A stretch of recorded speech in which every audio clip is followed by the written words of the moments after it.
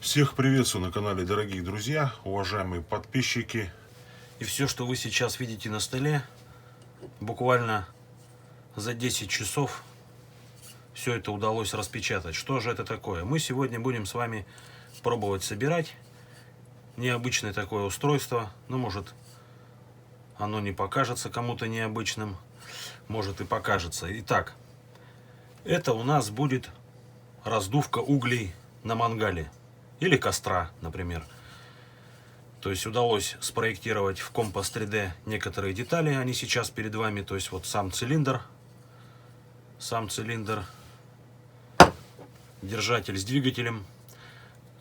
Я вот сюда его уже запрессовал через обойму. Держатель с двигателем, пропеллер, задняя часть, откуда будет забираться воздух, сопло или, скажем так, направляющая потока воздуха. Ну и, конечно, сама ручка, за которую мы будем держаться и где будет находиться вся электроника. Двигатель я буду использовать вот такой. Это обычный моторчик от старого струйного принтера. Диаметр его 27,5 мм.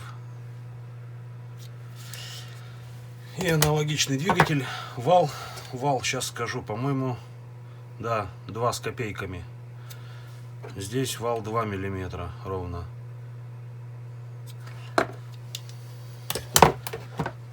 И пропеллер отлично у нас насаживается на вал.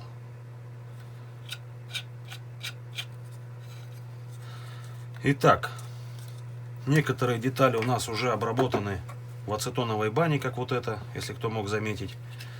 Вот ручка не обработана осталась, пропеллер, держатель двигателя.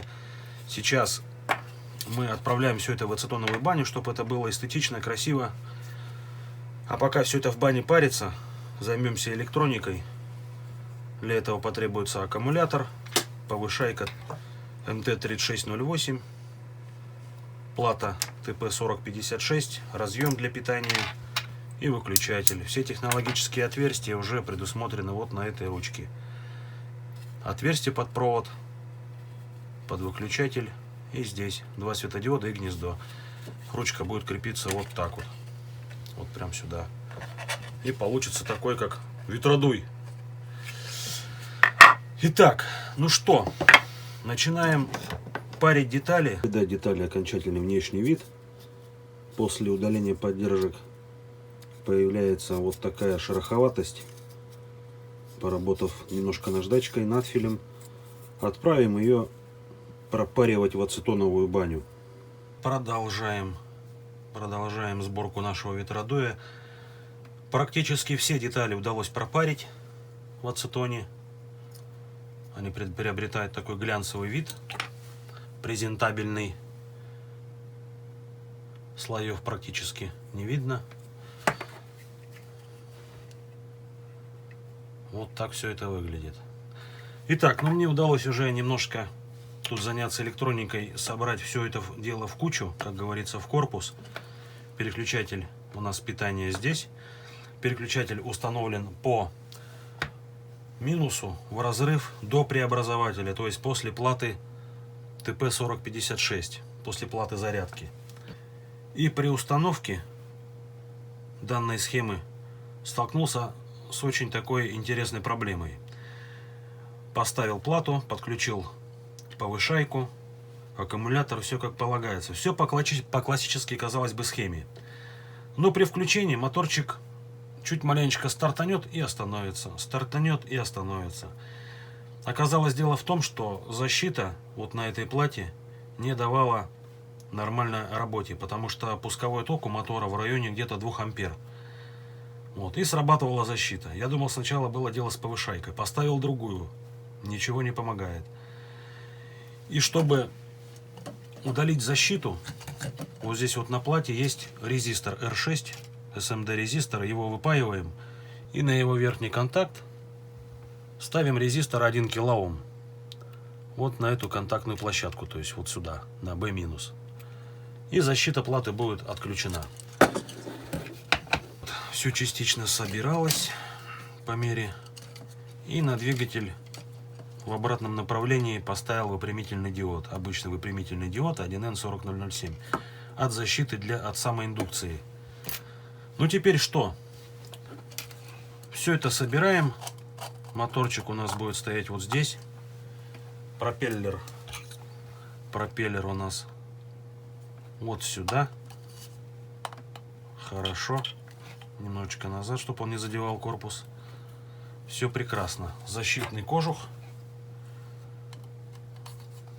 одеваем. Достаточно плотно. Ничего прикручивать не надо. Все плотненько, все хорошо одевается. Ничего не болтается. И сюда сопло. Сопло также можно, ничего не выпадает, не болтается. Регулировать поток воздуха, чтобы не рукой крутить, поток воздуха регулировать. Так, ну и ручка у нас будет вот здесь. Сейчас провода уложу, и нам нужно будет ее приклеить. А в этом нам поможет либо суперклей, но скорее всего ацетон, так как печатал АБС пластиком. И ацетон и АБС пластик очень хорошо дружат между собой, и все прекрасно будет склеиваться. Закрутим крышечку и посмотрим, как это устройство у нас работает.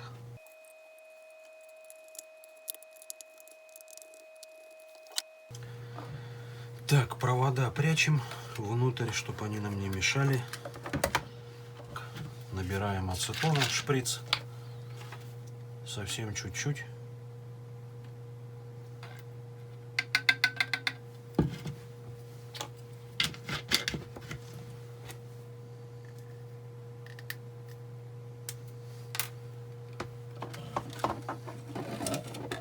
Наносим на нашу ручку.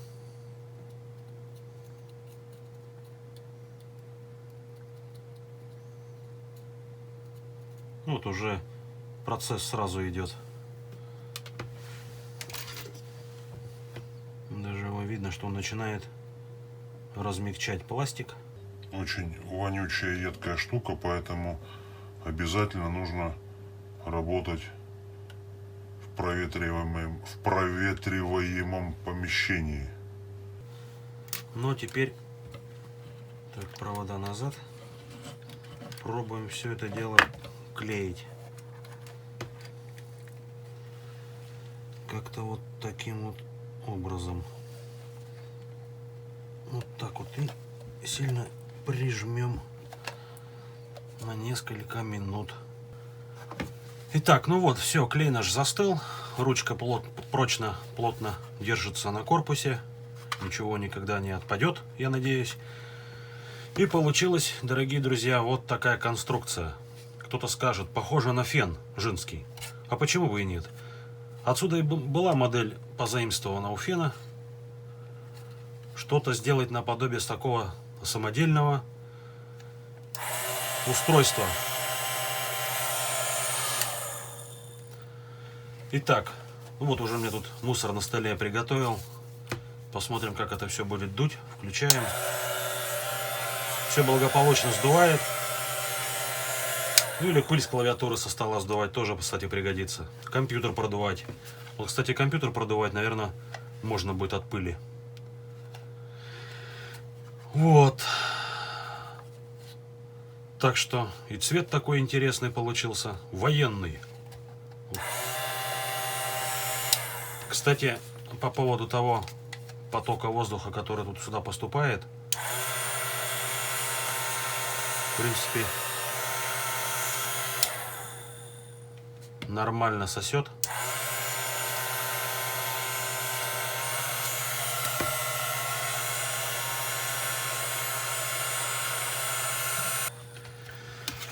Ну вот и все, дорогие друзья. Что вы думаете по этому поводу? Обязательно пишите комментарии, ставьте лайки, подписывайтесь на канал. Впереди очень много еще интересных проектов. Предлагайте какие-то свои идеи. Будем что-то думать, собирать. И на этом с вами прощаюсь. Всем до новых встреч. Всем пока.